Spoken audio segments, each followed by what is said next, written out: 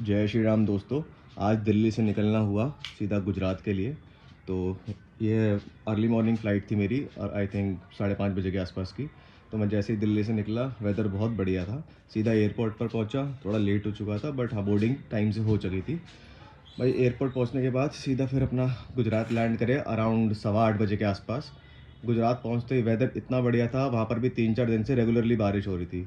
जैसे कि आप देख ही सकते हो, बहुत बढ़िया मौसम था। नॉन स्टॉप बारिश थी 3-4 दिन से ही। बट हाँ, एटलीस्ट ये था कि पानी नहीं भरा हुआ था कहीं, तो ट्रैवल करना बहुत ईजी हो गया था। जैसे ही मैं गुजरात पहुंचा, मेरा एक काम था टेक्सटाइल इंडस्ट्री के अंदर, तो सीधा मैं पहुंचा टेक्सटाइल इंडस्ट्री में। आप लोगों को एक आगे के लिए बता रहा हूँ कि आज जिससे आपका बेनिफिट हो सके, कभी अजमेरा ट्राई मत करना जिनको क्वालिटी में कंप्रोमाइज़ नहीं करना। तो फिर उसके बाद वैसे तो मुझे पूरी टेक्सटाइल मार्केट ही एक्सप्लोर करनी थी। तो मैंने ऑलमोस्ट जो मेन मेन शॉप्स हैं या फिर मेन मेन जिनकी मिल्स हैं खुद की, मैं उनकी शॉप्स पर ही गया था। जैसे कि आप देख सकते हो, ये पूरे साड़ी के साढ़े 80-80 मीटर के बंडल्स हैं। कोई भी साड़ी ऐसी नहीं होती कि जो 6-6 मीटर की आती है, पूरे बंडल्स ही आते हैं जो उनको होलसेल का काम करना हो। तो कोई अगर आपको पर्टिकुलरली सिंगल साड़ी दे रहा है तो इसका मतलब ये समझना वो होलसेलिंग नहीं कर रहा, ठीक है, वो ट्रेडिंग ही कर रहा है। फिर मैं आया दूसरे कॉम्प्लेक्स में, ये भी गुजरात का बहुत फेमस कॉम्प्लेक्स है, ये टेक्सटाइल इंडस्ट्री का ही है सारा।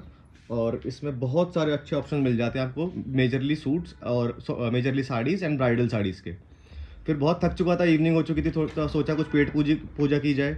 उसके बाद थोड़े से कॉफ़ी के शॉट्स लिए और एक मोहितो लिया। आपको पता ही है, जैसे कि ये ड्राई स्टेट है तो यहाँ लिकर तो मिलता नहीं, तो इसलिए मोहितो से ही काम चलाना पड़ा। बट वेदर बहुत अच्छा था, आप देख सकते हो। एक 8th फ्लोर पर कैफ़े था, ये इसका नाम था आई थिंक ब्रू सर्कल। बहुत प्यारा कैफ़े था। फिर थक चुके थे, फिर अपने सीधा ड्राइव ली हमने डुमस बीच की तरफ, क्योंकि हमने डिनर करने भी जाना था। डिनर करके हम सीधा, ये हमारा रास्ता आप देख लो, ये हम सीधा डुमस बीच की तरफ ही जा रहे हैं। डुमस बीच पहुंचने के बाद हम एक बहुत सारा बीच साइड एक रिजॉर्ट टाइप था कैफ़े, बहुत प्यारा कैफ़े था। मुझे नाम तो याद नहीं है, लेकिन हाँ, शायद किसी को वीडियो देख के समझ आ जाए तो कमेंट सेक्शन में उसका नाम डाल देना, मुझे भी नाम याद आ जाएगा। सीधा फिर पहुंचे, ये है वो पर्टिकुलर कैफ़े। बहुत प्यारा खाना था यहाँ का, बहुत सारी कुजीन्स हैं यहाँ पे अच्छी अच्छी। थोड़ा सा एक्सपेंसिव है बट येस, वर्थ इट था यहाँ पर आना। फिर बहुत ज़्यादा थकान हो चुकी थी, ऑलमोस्ट 11 बज चुके थे, तो सीधा निकल लिए वापस यहाँ से अपने होटल के लिए।